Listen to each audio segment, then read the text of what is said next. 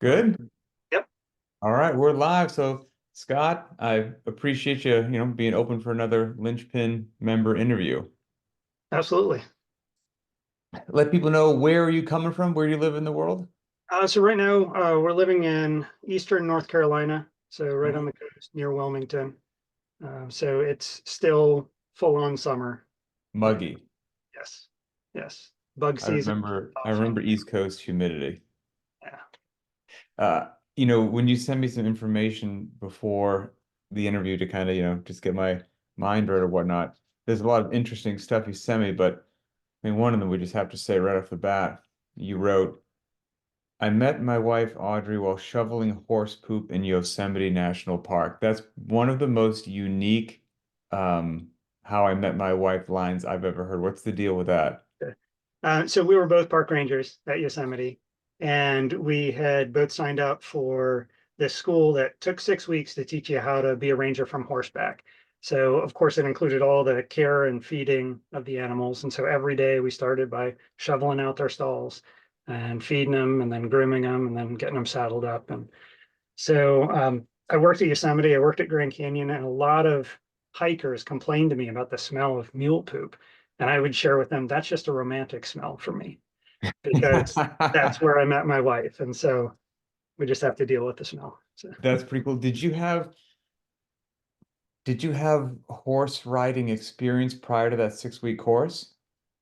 I think I had been on a horse for like 30 minutes as like a preteen at some point Okay. at So some not camp or really. other. Not really, no. At the end of that 6 week course, were you adequately prepared to navigate what I have to feel is uneven, steep, rocky terrain on a horse? So I felt confident enough to go do my job on horseback. I never got myself into a whole lot of trouble that I couldn't get out of. But of course, there's Yosemite is full of terrain with opportunities for creek crossings and slick rock where horses can slip and lose their footing. And so had some adventures, but never got hurt, fortunately. So How long were you in that occupation? so it I started as a seasonal, so it was like on for the summers, off for the winters sort of thing. And but it added up to over 15 years. Um, Have you of total work. just, I mean, Yosemite, I've spent only a very little bit of time there, and I've probably only scratched the surface as to what's actually available for somebody. I have to assume you've probably explored a lot more nooks and crannies in Yosemite than most people. Is it one of the must-see items? And if so, what do most people miss when they go there that they really should take in? Yeah, so everybody wants to see the waterfalls down in the valley, and right, that's where all the accessible rock climbing is. So if you're interested in climbing, like that's where you're going to find yourself. But if you can get out into the high country, I did most of my time there in Tuolumne Meadows, and that's just it's gorgeous. It's 8,600 feet above sea level, so it's a series of alpine meadows along a river system. It's got some glaciers in the back country if you're willing to hike for a couple of days. So it's That just that was cool. gonna be my question. Were you just talking about you're getting there on horseback? So the first few I guess years how was long would just it take backpacking, right? a hiker with a backpack to get there? So you can spend about as much time as you want in the backcountry in Yosemite or in the wilderness in Yosemite. So they've got protected wilderness there, and the wilderness department would want me to say wilderness with a capital W. So, but yeah, you can get out on the east side and the north side of Yosemite and put together just a gorgeous week-long backpacking trip. Um, And you probably, if you do that, you're not going to run into the crowds that you're going to run into on the waterfalls or whatever. right, right. It's a little bit of a different world once you get out on foot or on horseback. So. Is it, and I've actually never, in all my travels and everything, I've never seen the Grand Canyon in person. Hmm. Is, It's great. yeah, is it, not that maybe it's not a fair comparison to say which one's cooler, but if maybe somebody was coming to the US and they were only had time to do the Grand Canyon or Yosemite, what would be your recommendation?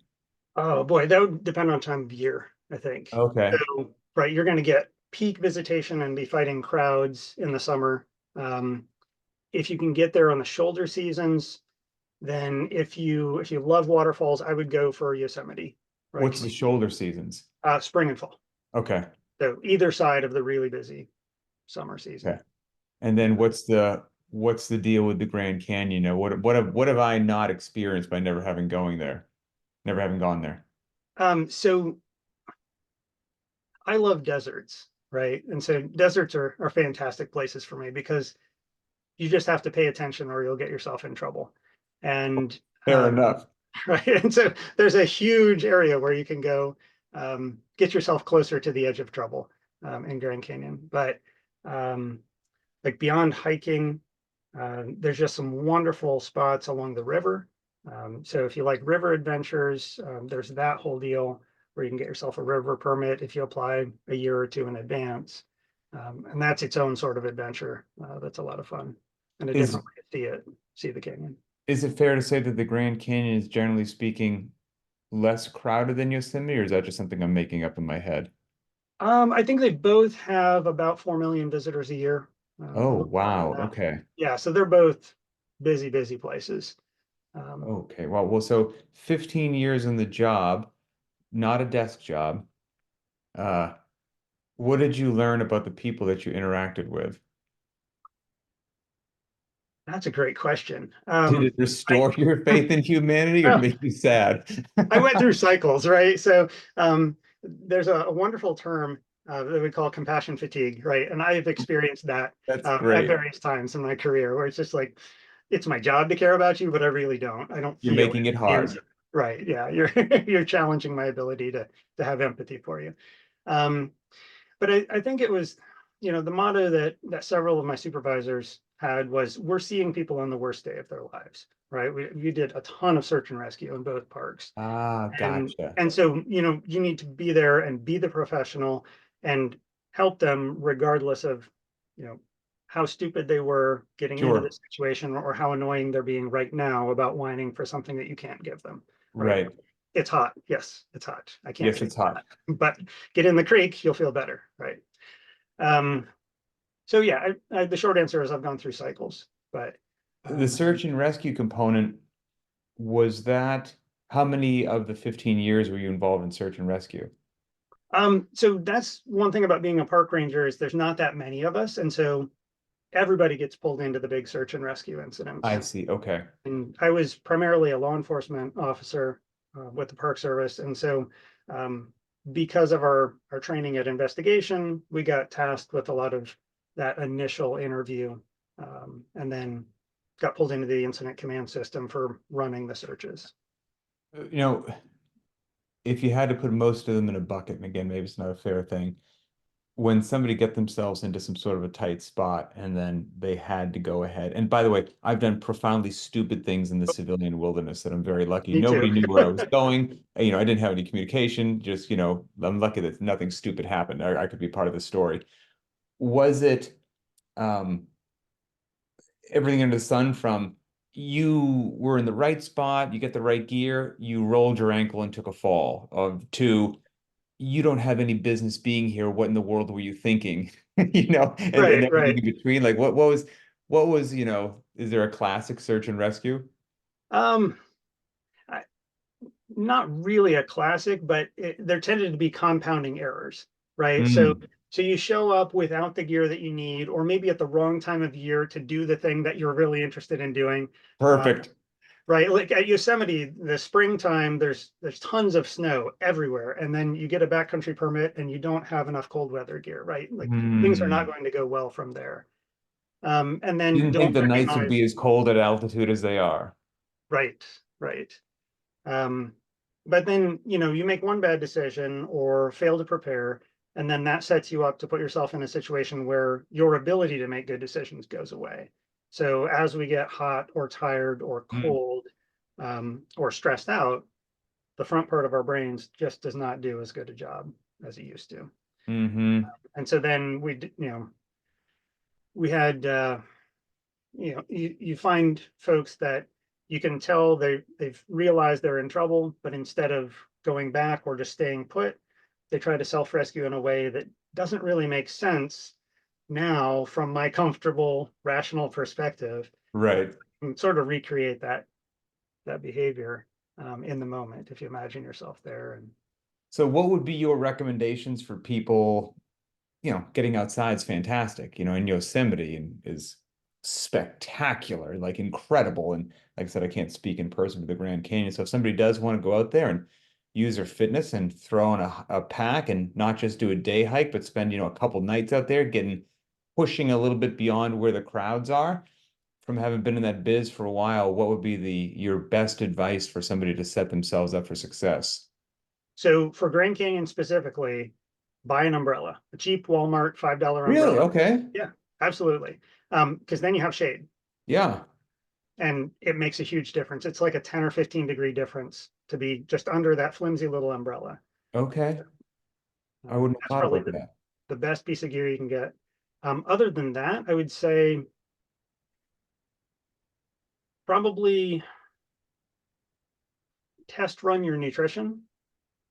So people tend to either bring way too little or the wrong type of stuff that they don't feel like eating, or they bring way too much and end Hmm. up weighing themselves down. So if you can dial in exactly what you need on some smaller day trips, then that'll give you a sense of exactly how much you need to pack. So regardless of the rough terrain you're going over, you'll know that you'll have energy. You'll know it's something that you can keep down even if you're working hard, um, and you won't have to worry about carrying extra weight or running out. Okay. Well, very cool. Again, it sounds like an interesting occupation. Obviously, it could be physically demanding, and that's when you first started dabbling in CrossFit, right? Or what was that Yeah. exposure? Yeah, so it was in a control tactics class. So as a law enforcement officer, they teach us how to fight, and so we're doing ground fighting and stuff like that. And I think the instructor actually ran us through a calisthenics-based CrossFit workout. I don't really remember at the time. I just remember it was hard. But he's looking at us and scowling and saying, "You guys need to go to this website and do this workout." And it was CrossFit.com. And so I dabbled for a while, and then I decided, okay, I'm going to really do this right, and just commit to this for a month or two. And I don't know if you remember, the main site used to refer people for scaling to the Brand X website, Hmm. Yep, sure. right? So Brand X website, I pull it up, has a tab, 4 scaling options: big dogs, pack, puppies, and buttercups. And my late 20s law enforcement ego would not let me be a buttercup. That's So incredible. I It's was all in the sore every phrasing. day for like 2 months. Yeah. Um, So that kind of whet your appetite to it, and you eventually found yourself in a great gym, oh, yeah. CrossFit Flagstaff. So how'd you get there? And maybe So that, maybe talk a little bit about that. You mentioned Lisa Ray. She's just a yeah, wonderful human being. fantastic. Yeah. So that was, my wife and I accepted the job at Grand Canyon.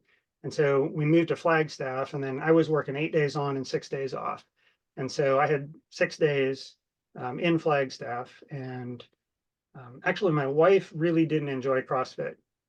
Up until that point, she referred to it as the crazy thing that Scott does. And Perfect. Not, right, hey, not entirely inaccurate. no, no, it's an accurate statement. But then we roped her in, by introducing her to Lisa Ray and her wonderful gym in Flagstaff. And Lisa just cares so much about other people, that just came across immediately, and we felt at home there. And yeah, eventually she hired me to start teaching classes on my 6 days off, and it was off to the races. Tons of fun. Very, that's you found yourself in a fantastic affiliate. But just, what transpired in your life that led you from, being at that in-person gym to now, you find yourself at Linchpin with an online community. Oh, it was a really bad affiliate, that I won't mention, but like Oh, there the was another one in there. yeah, and yeah, so this was Gotcha. after leaving the Grand Canyon area. We lived Gotcha. somewhere else for a while, and it was just like there was this locals versus tourists mentality, and just Mm. putting up walls, and I just felt like, what am I doing here? Right? I just don't feel comfortable in this space with that kind of attitude. Also, Uh, what a bizarre thing to do if you own the business. right, right. And I mean, unfortunately, I heard things straight from that owner's mouth that like, solidified my impression. Um, That's so so strange. yeah. Yeah, and this was in an area that depended on tourism. Um, and so like if the tourists go away, none of us have jobs. So Right. it just didn't make any sense to me rationally, and it just felt bad to be there, next to that. I didn't want it to soak in. Yeah, yeah. So I And started working out in my carport, and I found you. A friend of mine from Flagstaff had said, "Hey, check out these 12 tests, right? These are gotcha. crazy." Right. And so I looked at the 12 tests, and um, actually, I don't think I ever did any of them before starting Linchpin. But I ended up incorporating something. I searched your website and found something where you'd put out a sandbag carry option or a yoke carry Hmm. option. Um, and I had been doing my own programming for a while, and was trying to, find things that made sense to me and that would use the equipment that I had access to. Gotcha. And you mentioned, which is I think a very common thing that will resonate with people is in your journey of, trying to maintain your fitness and find a place to work out and a home and whatnot, you go from Flagstaff, which is just wonderful, to obviously that gym that had things that need improvement would be a very kind way to say that. Then you find yourself at home alone, and you mentioned that, one of the things that was a potential fear, for lack of a better way to say it, was, that community aspect. You're not walking into the class and seeing 10 or 15 people there every day. It's going to be quite different working out solo. Um, you know, what made you, instead of trying to find yet another brick and mortar gym somewhere, to actually reaching out to something like Linchpin, where is going to be an online community? You kind of took a bit of a risk, I guess I could say. Oh, okay. Yeah. I think it was probably laziness or efficiency, if you want to Fair couch it enough. as efficiency, positive. So like I didn't want to spend the time, going farther afield. Mm, And so, as with a park ranger background, I taught myself the CrossFit movements in a barn in Yosemite. And so it's like there weren't other people around at that time. So it felt kind of like coming back to roots in mm. that sense. Um, and then, the community surprised me, right? And I've been off social media a lot this year. But prior to Surprised you how this, so? I'm sorry. Surprised you how so? Just the the depth to which I ended up caring about other people giving me a thumbs up or a like. Right. Right. I have some, ego about like I'm this stoic, guy who can do things on my own. But then like that felt really good. And then, um, I guess the consistency between your philosophy, your stated philosophy of, hey, scaling is cool, and then you back that up and you show like, hey, guess what I did today? It wasn't the prescribed version of the workout. Here's how 100%. I changed things, right? And so at that time, so I had a 2-year-old and a 4-year-old at home, and like I was in the thick of it You with got some trying to stuff figure going out how to on. be a dad. Yeah, and so it was like sometimes I didn't have much time. A lot of times I didn't have much sleep, and so your gym helped me let go of some of those expectations for I have to do this, as best I can, 100% in a competitive manner today. Mm. And you let me really lean into, no, this is to benefit my life, right? This is to help me build and be a better father, better husband, better person at work. So, Yeah, and ideally make it, I can very much resonate with what you're saying, as a former military guy. I never would have chosen the buttercup option either. Like I hear exactly what you're saying. Even if I should have, to the detriment of my own joints, I wouldn't have, just because of just, wonderful juvenile ego, like 100%. yeah. Um, but then it is so nice and freeing to realize down the road, like you're right, like why am I doing this? I'm not doing this to, I don't know, brag online. Like I'm doing this to hopefully do it for the rest of my life and feel good and be like really capable. And there's not just one version of the workout that's going to get me there each day. Like there's so many versions of the daily workout to meet me where I'm at, how I slept, like whatever it is, like, Yeah. and once you start to realize that you can twist a couple knobs and customize it, like the sun kind of comes out again in fitness. Like it took me way too long to realize that. Like way too long. I did overhead is not my friend from just military and motorcycle wrecks and stuff. But man, I'd be darned if his head said overhead, I was going to do it. And it hurt every time, but I'd do it every time because that's what the workout said. And I was like in pain. Like, why? And Right. eventually when I let that go, man, things have just been so much better. Yeah. I think there's also, so you mentioned like coming back to a sense of fun or like playing with the workout. And that was something that I really enjoyed too. I accumulated some sandbags and some kettlebells and like an axle bar. And Nice. and so like I wanted to like I'll just tinker and figure out how to fit these into a workout. And I had ended up taking the CrossFit Strongman seminar with Rob Hmm. Orlando. And that was great. Loved that because here's a skinny little endurance athlete, coming into CrossFit and then getting to play with world's strongest man stuff. Like, yes. Right. Awesome. Those It things are was, just fun. yeah, they're primal. And so, getting to throw a sandbag over my shoulder, it felt way better than doing power cleans on some days. And so, like, some days I just go play with the sandbags or play with the axle. Yeah, I do the same thing, and while we don't, as you well know, specifically program a lot of that stuff just because far more people have barbells and dumbbells than have sandbags and a yoke and whatnot. But hopefully the athlete education is there and people feel authorized. Like once you understand what the point of the workout is and what you have going on and what your gear is, and and we start to slowly, as we like to say, Linchpin, like improve your strength and conditioning IQ, your fitness IQ, then yeah, you walk into the garage and you're like, it's supposed to be power cleans, but man, that sandbag looks lonely. I'm going to grab that. Cool. Like you're still 100% preserving the stimulus of the workout. Like have a blast. And there are some days where I walk in and depending upon how my body feels or my warmth is, again, I don't have great shoulders, that maybe it's front squats and it's going to take me 4.5 hours to warm up my front rack position. Like just it is one of those days. I'll bear hug a sandbag because I can do that immediately, and feel great. And that wasn't, exactly what the workout was. It said front squats. It didn't say bear hug sandbag, but still have a load in the front of my body. Like, come on, like we're fine, like, but again, it I took a had long time to get there. Sure, sure. And thanks for giving me permission to get there faster, right? So, that was, you saved me a lot of time. But That's yeah, I've right. got a pile of sandbags out there and I'll use them for back squat days. If I don't have the time to warm up, it's like, I know I can just grab the little one, grab the medium one, and then do the workout with the big one. And I'm And happy. so when you first get into this, you had those two young kids. How old are your kids now? They're 8 and 10 now.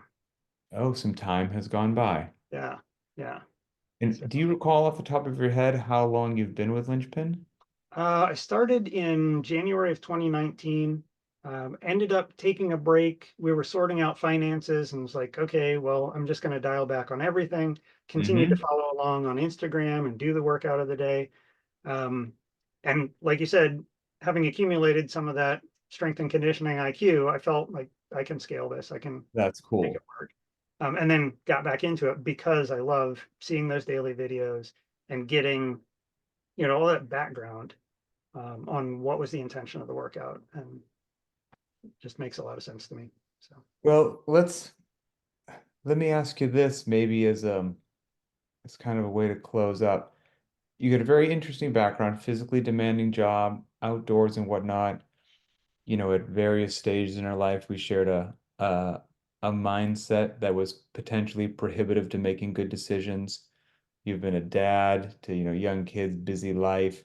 You've probably got a fair amount of lessons learned. So if there are other folks in your situation that, you know, they don't like the sound of the scaled option and, they're in the trenches, like I guess, what do you wish you could grab your younger self and shake some sense into him? What would the advice be? um, so the strength and conditioning angle of the advice would be, so Adrian Bosman has that quote where he says like scaling is the most efficient route to your improvement. I forget, I'm butchering the quote, but Mm-hmm.